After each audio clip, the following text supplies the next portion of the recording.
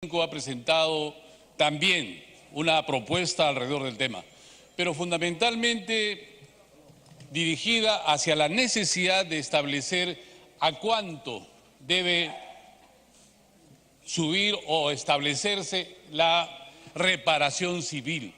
Porque si bien el decreto de urgencia 003 establece que debe ser el Ministerio de Justicia a través de la Procuraduría, no establece exactamente el mecanismo, quienes se hacen responsables de establecer esta reparación civil, lo cual no es una tarea muy sencilla, porque ciertamente, como el caso referido hace unos minutos respecto de Odebrecht, son miles de millones de dólares a través de distintas y varias concesiones que tienen que evaluarse debidamente.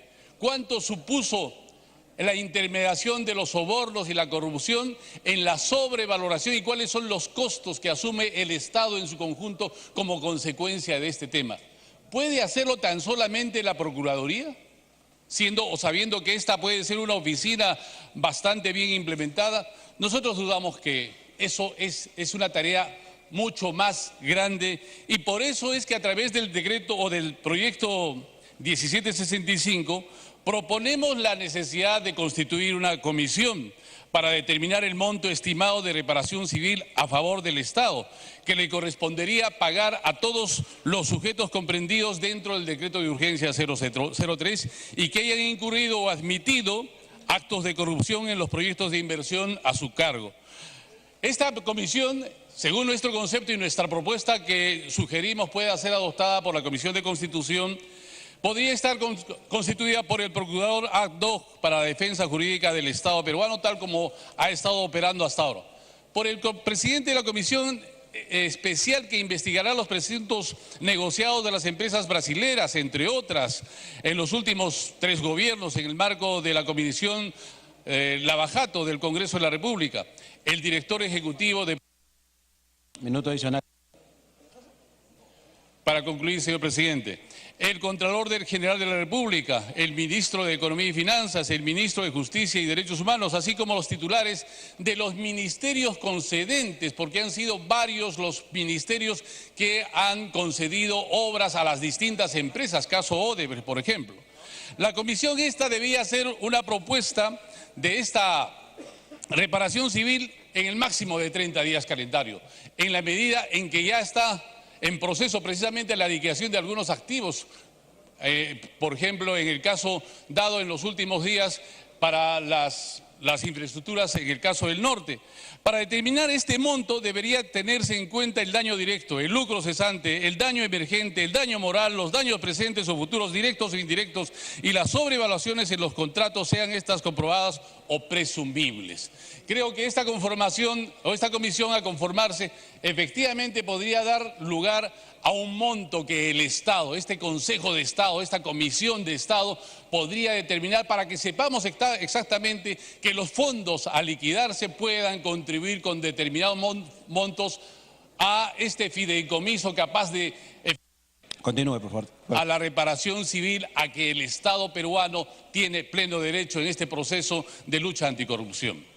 Gracias, señor presidente. A usted. Tiene la palabra el congresista Johnny Lescano. Señor presidente, muchas gracias. El congresista Viera me pide una interrupción. Congresista Vieira, tiene la interrupción. Gracias, presidente. Esta norma es importante, garantiza la reparación civil a favor del Estado por parte de estas empresas corruptas, pero lo que no queda muy bien en claro es cómo se van a recuperar su dinero las pequeñas empresas, que son cientos, ¿no? Pequeñas empresas que han actuado de buena fe y que son cientos a nivel nacional y que obviamente no pueden recuperar su dinero y están al borde de la quiebra. Yo creo que ese punto hay que analizarlo porque no podemos dejarlo de lado. Como lo vuelvo a recalcar, han actuado de buena fe y ahí habría que tomar el punto sobre el tema. Gracias, congresista Lescano. Gracias, congresista Vieira. Congresista Lescano, puede iniciar. Sí, presidente, muchas gracias. Un tema muy importante, urgente, porque trata de cautelar los intereses del país, sobre todo los daños económicos que se han causado a través de estas empresas, como ya han referido algunos señores parlamentarios, han cometido algunas empresas a través de la comisión de delitos. Pero en esta ley, señor, no están comprendidos como sujetos materia de esta norma los consorcios o socios de las empresas que hayan sido condenadas o hayan admitido su responsabilidad.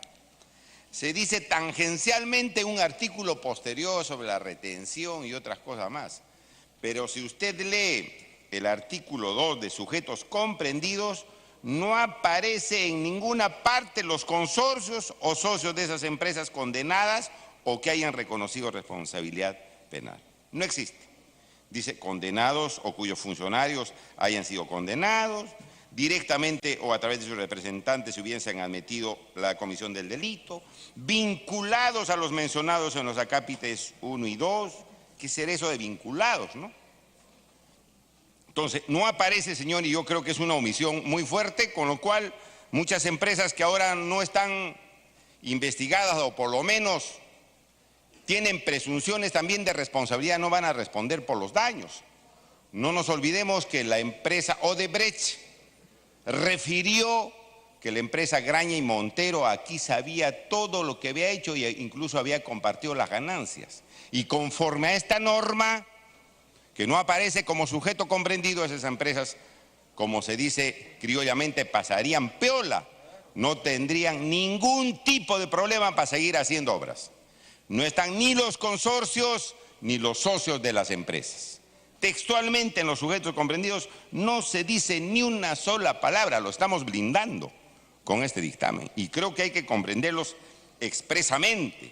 Repito, muy tangencialmente, incidentalmente, se habla de ellas a través de alguna norma posterior en la situación de los márgenes de retención, etcétera, etcétera, etcétera. En segundo lugar, señor presidente, la suspensión de transferencias al exterior que pueden hacer las empresas investigadas que han cometido delito, es decir, que podrían sacar dinero al exterior. Se dice en el artículo 3 que se suspende, no pueden sacar bienes ni dinero, pero a la vez se les da una tabla de salvación y se dice lo siguiente en el último párrafo.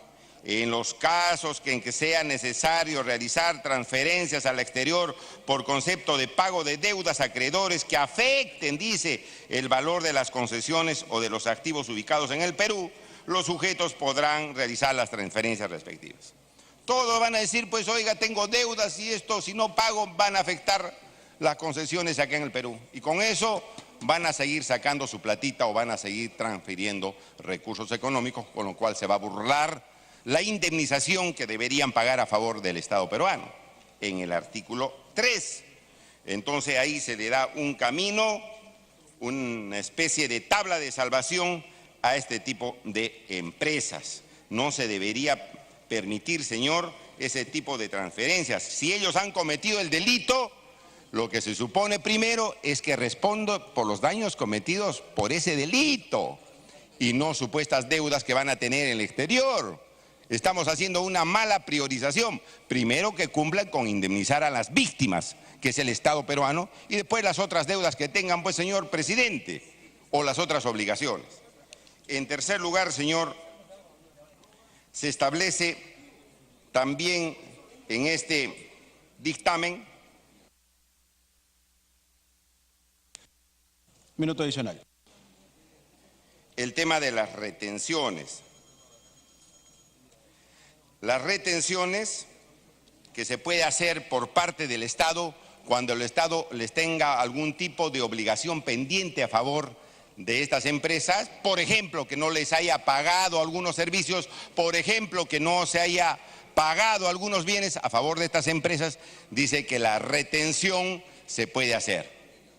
Pero dice también lo siguiente: si una de estas empresas ha transferido algunos activos a un tercero, ya esa retención ya no se puede hacer, se le tiene que pagar a la empresa, porque ya entra un tercero. Bueno, ahí se está construyendo la famosa figura, señor presidente, del testaferro. Estos van a agarrar, van a transferir a favor de otra empresa, van a vender, va a entrar otra empresa a trabajar con ellos y van a decir, como ha entrado otra empresa, ustedes no pueden retener nada, ahora nos tienen que pagar. Y van a utilizar a diestra y siniestra la figura del testaferro. Entonces, señor presidente, la situación de... Minuto final, por favor. Sí, señor, la retención de pagos por entidades del Estado se va a romper con esto de la situación de un tercero que pudiera entrar, señor presidente, a trabajar con empresa mafiosa, ¿no? Y finalmente, señor, aquí tenemos los plazos. Se está estableciendo que estos procesos de medidas preventivas que se tienen que hacer respecto a las empresas mafiosas se ha incrementado a 3 años. En 3 años se va a poder retener los pagos, en 3 años se va a evitar que saquen la plata al extranjero, pero señor, en 3 años podrá terminar un juicio para establecer la indemnización a favor del Estado peruano, en un país que los procesos duran 7 años, 8 años, 10 años, 20 años, imposible, señor. Van a vencer los 3 años y esta ley ya no se les va a poder aplicar, ellos van a poder disponer lo que sea respecto a su patrimonio. Aquí debe decirse, señor... Minuto adicional. La vigencia de la norma será hasta que estos señores paguen la indemnización a favor del Estado peruano íntegramente, porque si nosotros ponemos 3 años, en esos 3 años, señor, el proceso judicial no termina. Eso es cierto, 3 años, un juicio tan complejo como estos, ¿terminará? No va a terminar. Pasan los 3 años y ellos nos van a tener carta libre, cancha libre para hacer lo que les da la gana. Yo creo que estas modificaciones de fondo hay que observarlas en la Comisión de Constitución, señor, porque si no, lo que vamos a hacer es una reforma que no va a ser insuficiente para cuidar los intereses del Estado. Muchas gracias, señor presidente. Gracias a usted. Tiene la palabra la congresista Espinosa.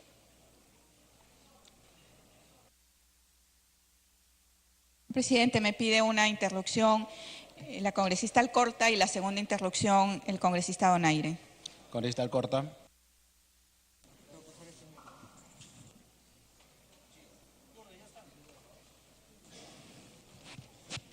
Gracias, presidente. Gracias, presidente. Gracias, congresista. Lo que pasa es que ese DU 003 nació mal. Su concepción fue pésima, porque es de alguna forma disfrazar la corruptela, porque hemos sido perjudicados con uno de los actos de corrupción más grandes en la historia de la República. Después de la deuda de la independencia, después de la deuda de Dreyfus, esa es la corrupción más grande que hemos tenido.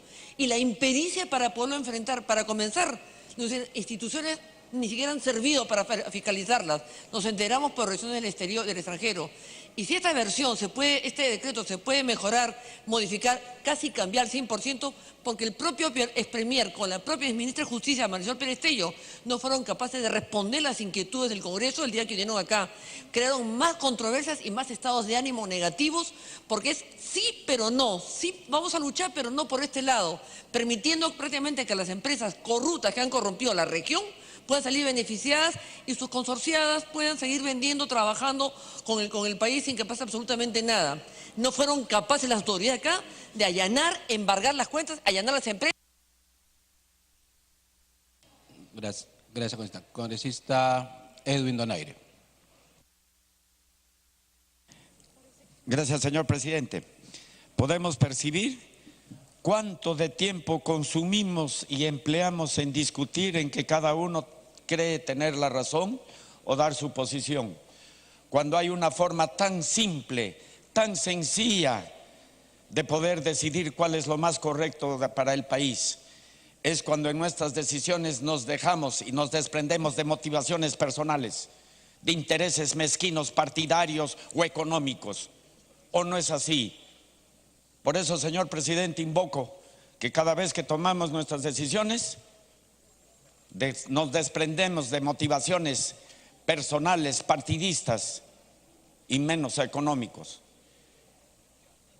Hablaba justo a raíz del decreto de urgencia de ministros que decían, qué complicado es gobernar. ¿Así? Claro, se complica gobernar y legislar cuando se siguen motivaciones personales o intereses partidarios. Acabó el minuto de interrupción. Congresista Espinosa, terminó el minuto de interrupción. Ya terminó el minuto de interrupción. Ok, congresista Donaire, continúe. Nos cuenta la congresista Espinosa. Gracias. Entonces, señor presidente, por eso invoco que no es complicado gobernar ni es complicado legislar. Se complica verdaderamente y sabemos que no podemos engañar a nuestras conciencias, que en nuestras palabras en un debate estamos defendiendo alguna posición personal, alguna posición de algún grupo económico, lesivos al interés nacional y a todos los peruanos. Por eso se facilitaría mucho en que las leyes sean más rápidas cuando optemos por esa situación en la cual dejarnos de lado de esas motivaciones personales, partidarias y menos económicas, lesivas al interés nacional. Gracias, congresista Marisol. Gracias, señor presidente. Congresista Marisol Espinosa, puede continuar. Gracias, presidente. Presidente, cuando surgió el escándalo Lavajato, todos pensábamos que el decreto de urgencia 003 era efectivamente una respuesta para garantizar que el daño moral que se le había hecho al país, el daño económico, se pudiera resarcir a través de este decreto de urgencia, garantizando, como decía la congresista Alcorta, no solamente el tema del allanamiento, sino de que estas empresas puedan pagar efectivamente lo que le habían robado al Estado por más de 30 años. Señor presidente, sin embargo, si miramos efectivamente a través de la propuesta, se intenta ir más allá y avanzar en lo que significa realmente la protección y la cautela de lo que debería ser la reparación civil. Todavía nos quedan temas pendientes en el artículo 3, en el artículo 6 y en el artículo 7. En el artículo 3, cuando se habla básicamente de trasladar o permitir que se hagan pagos al exterior.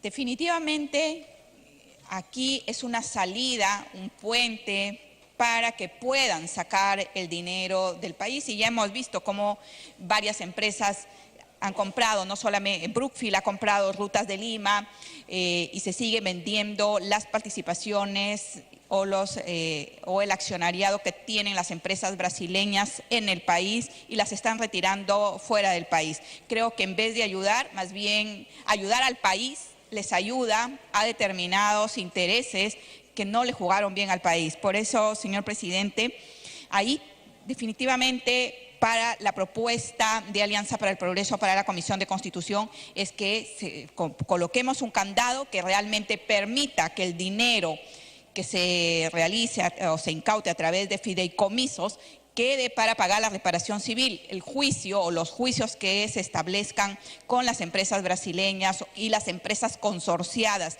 que estafaron al pueblo peruano van a demorar entre 5, 7, 10 años. Este es el escándalo de corrupción más grande, creo que después de Dreyfus, y definitivamente requiere hacer la cautela. El plazo establecido, 3 años, es insuficiente. Y también la prelación. Hay una mala prelación en el artículo 6 de la propuesta que ha presentado la Comisión de Constitución el día de hoy. ¿Por qué? Porque la prelación señala que los primeros que deberían de ser atendidos son los trabajadores según la ley concursal y los proveedores. Hay gente que definitivamente en esta cadena de pago se ha visto perjudicada por estafadores y que estaban acostumbrados a vivir del Estado peruano, pero también hay que cautelar los intereses. Por eso la propuesta también iría para la modificatoria en el punto, espero que la congresista letona tome nota, 6.3 para lo que significa... Continúe, congresista. Gracias. 6.3. En el 6.3 sobre para cautelar la deuda de la reparación civil a favor del Estado y evitar la ruptura en la cadena de pagos, el orden de prelación en el pago con cargo a dichos fondos sería el siguiente: trabajadores, proveedores, reparaciones civiles a favor del Estado y posteriormente el tema de créditos. Creo que atender a las personas, sobre todo a los trabajadores, es una prioridad. Muchísimas gracias. Gracias. Tiene la palabra el congresista Wilder Rosas.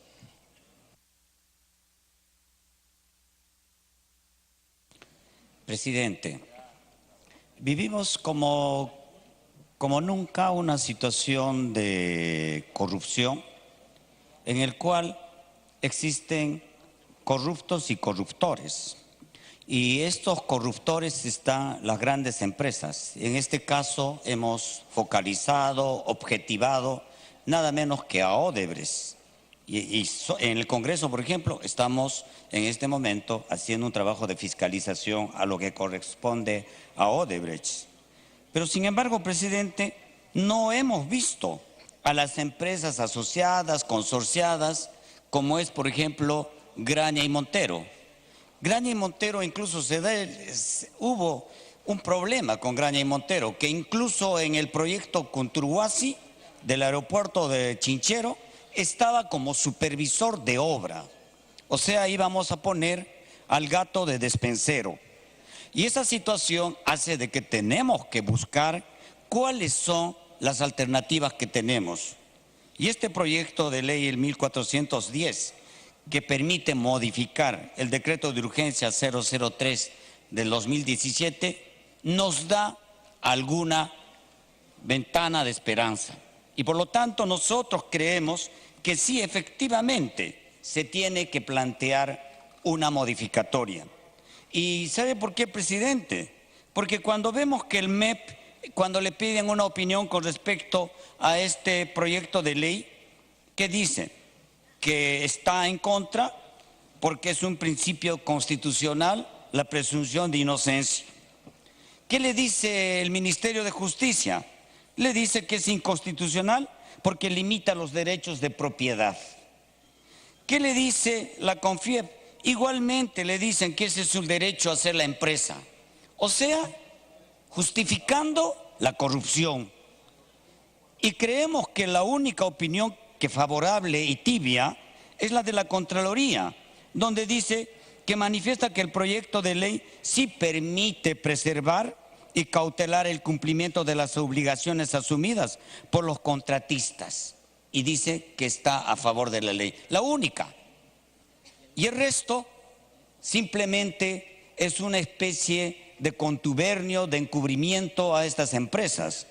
Y nosotros creemos desde el Frente Amplio que esto no debe de pasar, porque el decreto de urgencia este decreto de urgencia tiene una temporalidad y vence nada menos que el 13 de febrero de 2018. O sea, tiene muy poca vigencia. Y lo que nosotros planteamos, y coincido con el congresista Lescano, en el sentido de que esto no tiene que tener una fecha de vigencia. Yo sé que hay que marcar, pero 3 años es totalmente insuficiente. Minuto adicional. Y también decimos que este decreto de urgencia permite evitar la ruptura de la cadena de pagos que incluye a los trabajadores y proveedores. Efectivamente, hay pequeñas empresas, pero no estamos en contra de estas, sino estamos en contra de la corruptora Odebrecht. En este caso, estoy poniendo un ejemplo que no está hecho con nombre propio, sino también de las empresas que han sido asociadas y consorciadas con estas empresas corruptoras que conocen y saben de los niveles de corrupción que tienen ahí. Y por lo tanto, nosotros creemos que estas empresas no pueden ser libres, sus acciones y las ilicitudes que han cometido también las tienen que pagar de manera conjunta. Por lo que planteamos que se tiene que tomar en cuenta también a estas empresas, señor presidente. Gracias, presidente. Señores congresistas, tiene el uso de la palabra el congresista Mauricio Mulder, señora la congresista Glavi, el congresista Gino Costa, la lista está cerrada. Congresista Mauricio Mulder. Presidente, yo he escuchado muchas veces a la congresista Karina Beteta en la Comisión Lavallato sostener el punto de vista que está englobado en la intencionalidad de esta modificación al decreto de urgencia 003, en el sentido de que las empresas consorciadas deben ser comprendidas también. Y veo que en el artículo 5.13 que se refiere a la retención de pagos por entidad del Estado, es decir, cuando el Estado tiene deudas, digamos, con alguna de estas instituciones, puede retener ese pago y menciona que el margen de la retención se aplica a la totalidad del proyecto y que incluye a los socios consorciados o asociados de estos. Entonces, pero este es un avance muy tímido, porque en realidad todo el decreto legislativo debería efectivamente considerar a los consorciados. Y cuando uno lee el artículo 2, en el inciso 3 se habla solamente de vinculados. Y de acuerdo a ya no diríamos el diccionario de la Real Academia, sino al diccionario del derecho comercial, la vinculación es en realidad una suerte de supeditación, de subsidiaria o de entorno preciso, pero no es lo mismo que un consorciado. Y por lo tanto, se tendría que agregar en el inciso 3 del artículo 2, vinculados o consorciados. Y tendría que definirse en el artículo 3, evidentemente, la denominación, perdón, en el tercer párrafo de ese mismo artículo, la denominación de consorciados en el sentido de que se trate de empresas independientes que tienen una relación de carácter comercial y financiero con la empresa que va a ser objeto de la medida de embargo o la medida de situación de retención por parte del Estado a partir del decreto de urgencia 003. De manera entonces que si no se hace esa modificación estamos legislando en balde y va a seguir exactamente lo mismo. Aquí de lo que se trata es de instituciones de toda índole que alrededor de las empresas brasileñas participaron, ya sea como terceros, pero esencialmente como consorciados, en procesos en los que han habido pues escándalos notorios. Ahora, hay que considerar, presidente, que en el Brasil, cuando este tema se aborda, solamente se puede obtener resultados a partir de los procesos de colaboración eficaz. Pero los procesos de colaboración eficaz no solamente son personales, en los cuales los directivos de las empresas empiezan a decir, bueno, yo pagué esta coima, emití tal factura falsa, llevé dinero afuera, no solamente eso, sino que también sus empresas se someten a la apertura total de sus cuentas y de sus libros, no solamente en el país en el que estaban, en este caso Brasil, sino también en el extranjero, y todo eso entraba bajo la férula, bajo el control, bajo la conducción del Estado brasileño. Y en Brasil ninguna de estas empresas ha dejado de funcionar. Lo que hacen es que están prácticamente haciéndose funcionamiento con la supervisión del Estado brasileño. Entonces, no se emite un solo dólar si es que el Estado brasileño no lo autoriza. Bueno, en el Perú lo que vemos es que la intervención del Estado es de una timidez asombrosa. La Fiscalía y el Ministerio Público emiten resoluciones, pero su participación es absolutamente pueril, fuera de todo tipo de influencia. Y entonces estas empresas siguen trabajando como si nada, venden, sacan el dinero y el Estado peruano, a través del Ministerio Público, mirando al cielo. Mirando al cielo. Y entonces, aquí, con este decreto de urgencia, lo único que estamos haciendo es un pequeño maquillaje nada más cuando se refiere al tema de la retención. Aquí no va a haber colaboración alguna porque no se le brinda tampoco ningún tipo de intervención. Además de la colaboración, la intervención, porque así es como funciona la colaboración. Entonces se tiene que poner que todas las empresas consorciadas se les incluya, porque siendo domiciliadas en el Perú, se podrán acoger a procesos de colaboración y solamente cuando ellos hablen, sabremos realmente la verdadera dimensión de las cosas. Pero como no tienen ese incentivo, no hablarán. Y como tampoco el Estado interviene, menos aún. Así que, presidente, creo que es urgente que este tema sea revisado por la presidenta de la Comisión, acceda a que las cosas se pongan claras y precisas y que se incluyan a todas las empresas consorciadas con la palabra consorciadas, como se ha hecho en el artículo 5.3. Si no, esto es más de lo mismo, presidente, y creo que vamos a hacer el hazmerreír en el mundo de la lucha contra el lavado de activos en el ámbito internacional, cuya entidad aglomerante, la Gafilat, usted la recibió la semana pasada con los jefes de las unidades de inteligencia financiera de casi todas las instituciones de América Latina, y en la que expresaban justamente la necesidad de que en toda América Latina uniformicemos el ámbito legal de la lucha contra el lavado de activos y la corrupción con este tipo de herramientas. Gracias, presidente.